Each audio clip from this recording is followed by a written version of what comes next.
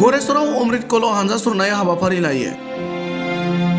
दिनै गरेश्वरनि BTC सुक्लाय सेरफां बियाबाव BTR M Ranendra नार्जारिनि दैदेननायाव अमृत कल' हानजा सुरनाय हाबाफारिया जायो।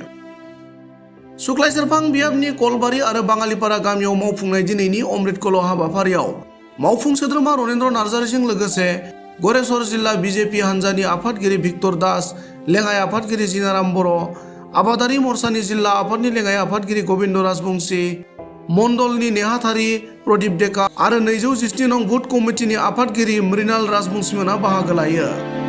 मख'नो गोनांदि भारत उदांस्रि सोमावसारनायाव जिउ बावलांनाय आरो हादोर रैखाथिनि थाखाय भारतारि रौनिया हानजानि फायखिफोरा मुंख्लं जानायनि गोसोखांथियाव मिरु सोरखारा हादोरनि राजथावनि गोदान दिल्लीयाव हादोरनि नखरफ्रोमनिफ्रायबो हा खांनानै गोसोखांथि नेरसोन खाम्फा लुफुंनाय बिथांखि लानायखौ मान होनानै अमृत कल' हाबाफारिनि गेजेरजों नखरफ्रोमनिफ्रायबो इसे हा खांनाय जादों आरो बे हाखौ सोरखारनि बिथोन होखानाय बादि ब्लक मावख'आव जमा होनाय जागोन होनना फोरमायनायजों लोगोसे बे बिथिंखौ रायजो राजाफोरा गोसो गोथारै हेफाजाब होयो होनना ओरैबादि फोरमायो।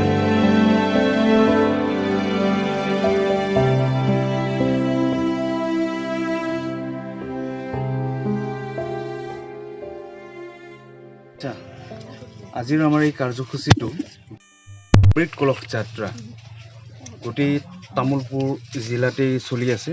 আজি আমি এই অঞ্চলত কলবাৰী অঞ্চলত এই অনুষ্ঠানটো আমি ৰূপায়ণ কৰিছোঁ। এই কাৰ্যসূচীৰ মাধ্যমেৰে আমি এই অঞ্চলৰ প্ৰত্যেক ঘৰ মানুহৰ পৰা অলপ মাটি সংগ্ৰহ কৰি এই সংগ্ৰহিত মাটিখিনি আমি এটাইত জমা কৰিছোঁ। কেন্দ্ৰীয় চৰকাৰৰ যিটো সিদ্ধান্ত যে ভাৰত স্বাধীনতাৰ সময়ত যিসকল স্বতন্ত্ৰ সেনানীয়ে নিজৰ জীৱন আহুতি দিছিলে বা বৰ্তমান সময়ত যিসকল আৰ্মি, পুলিচ, মিলিটাৰীয়ে আমাৰ দেশৰ সুৰক্ষাৰ কাৰণে নিজৰ প্ৰাণ আহুতি দিছিলে, তেখেতসকলৰ স্মৃতিত দিল্লীৰ কৰ্তব্য পথত এটি ডাঙৰ স্মাৰক নিৰ্মাণ হ'বলৈ গৈ আছে। আৰু সেই স্মাৰকটো যেতিয়া নিৰ্মাণ হ'ব, তাত ভাৰতবৰ্ষৰ প্ৰত্যেক ঘৰ মানুহৰে অলপ মাটি সেই স্মাৰকটো বনোৱাৰ সময়ত ব্যৱহাৰ হ'ব। কেন্দ্ৰীয় চৰকাৰৰ ইচ্ছা এটাই যে যিহেতু সমগ্ৰ ভাৰতবৰ্ষৰ অখণ্ডতাৰ বাবে স্বতন্ত্ৰ সেনানীসকলে নিজৰ জীৱন আহুতি দিছিলে বা ভাৰতবৰ্ষৰ সুৰক্ষাৰ কাৰণে আমাৰ আৰ্মি, মিলিটাৰী, পুলিচসকলে বহু সময়ত প্ৰাণ আহুতি দিবলগীয়া হৈছিলে, তেখেতসকলৰ স্মৃতিত যিহেতু এটা স্মাৰক নিৰ্মাণ হ'ব গৈ আছে, গতিকে তাত সমগ্ৰ ভাৰতবৰ্ষৰ মাটি যদি ব্যৱহাৰ হয়, তেতিয়া সঁচা অৰ্থত আমাৰ শ্বহীদসকলক শ্ৰদ্ধাঞ্জলি জনোৱা হ'ব, তেখেতসকলক সন্মান জনোৱা হ'ব। আৰু সেই উদ্দেশ্য আগত ৰাখি ভাৰতবৰ্ষত এই অভিযানটো প্ৰত্যেকখন জিলাতে, প্ৰত্যেকখন গাঁৱত, প্ৰত্যেক ঘৰ মানুহৰ পৰা মাটি অলপ সংগ্ৰহ কৰা যিটো অভিযান, যাক আমি অমৃত কলহ যাত্ৰা হিচাপে নামাকৰণ কৰিছোঁ, এই অভিযানটো সমগ্ৰ ভাৰতবৰ্ষতে চলি আছে। আৰু আমি তামোলপুৰ জিলাতো সেই অভিযানটোৰ মাধ্যমেৰে আজি কলবাৰী গাঁৱত আমি আহি প্ৰত্যেক ঘৰ মানুহৰ পৰা মাটি সংগ্ৰহ কৰি আছোঁ। যথেষ্ট উৎসাহজনক, ৰাইজে যথেষ্ট সঁহাৰি জনাইছে। এই যিটো কাৰ্যসূচী, এই কাৰ্যসূচীটো কোনো ৰাজনৈতিক এক কাৰ্যসূচী নহয়, যদিও আমি ভাৰতীয় জনতা পাৰ্টীৰ প্ৰত্যেকজন কাৰ্যকৰ্তাই এই কাৰ্যসূচীটোত আমি অংশগ্ৰহণ কৰিছোঁ। আমাৰ উদ্দেশ্য এটাই যে চৰকাৰৰ এই মহৎ উদ্দেশ্যক আমি সমৰ্থন কৰি যিখিনি পাৰোঁ ভাৰতীয় জনতা পাৰ্টীয়ে সহায় কৰিব বিচাৰিছোঁ। সেয়েহে আমি ভাৰতীয় জনতা পাৰ্টীৰ প্ৰত্যেকগৰাকী কাৰ্যকৰ্তা স্বতঃস্ফূৰ্তভাৱে ওলাই আহিছোঁ।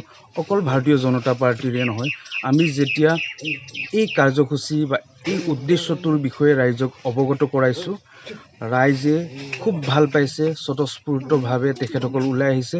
এনেকুৱা বহু মানুহ লগ পাইছোঁ আমি, যাৰ ঘৰত মুক্তি যুঁজাৰু আছে, যাৰ ঘৰত নেকি আৰ্মি আছিলে, যি নেকি ভাৰতৰ সুৰক্ষাৰ কাৰণে এটা সময়ত প্ৰাণ আহুতি দিছিলে, তেখেতসকল খুব উৎফুল্লিত আৰু খুব আনন্দিত যে তেখেতসকলৰ ঘৰৰ এজন মানুহৰ নামত দিল্লীৰ কৰ্তব্য পথত এটা স্মাৰক নিৰ্মাণ হ'ব গৈ আছে। খুব উৎসাহজনক। আৰু যিহেতু উদ্দেশ্য মহৎ, ৰাইজেও সমাদৰ আৰু ৰাইজৰ সঁহাৰি যথেষ্ট। আমি প্ৰথম পৰ্যায়ত প্ৰত্যেক ঘৰ মানুহৰ পৰা মাটি সংগ্ৰহ কৰি আমাৰ VCDC জমা কৰিম।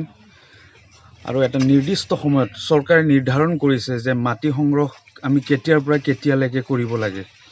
চ' 15 তাৰিখলৈকে আমি মাটি সংগ্ৰহ কৰা সময়, এই সময়খিনিৰ ভিতৰত আমি যিমান পাৰোঁ মানুহৰ ঘৰত গৈ মাটি সংগ্ৰহ কৰাৰ ব্যৱস্থাখিনি কৰি ল'ম। পৰৱৰ্তী সময়ত তেখেতসকলে যেনেধৰণে নিৰ্ধাৰণ কৰিছে কেন্দ্ৰীয় চৰকাৰে যে এই মাটিসমূহ আমি ব্লক অফিচত জমা দিব লাগিব। চ' সেই নিৰ্দিষ্ট সময়ত আমি গোটেই VCDCৰ মাটি একলগ কৰাই একগোট কৰি এটা কলহত লৈ গৈ আমি ব্লকলৈকে যাম।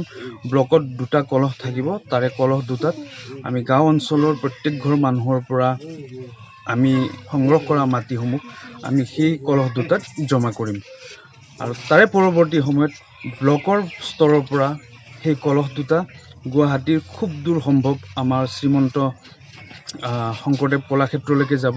আৰু শ্ৰীমন্ত কলাক্ষেত্ৰত সমগ্ৰ অসমৰ মাটি আহি একগোট হ'ব। তাৰে পিছত ট্ৰেইনেৰে সেই মাটিসমূহ দিল্লীলৈকে লৈ যোৱা হ'ব।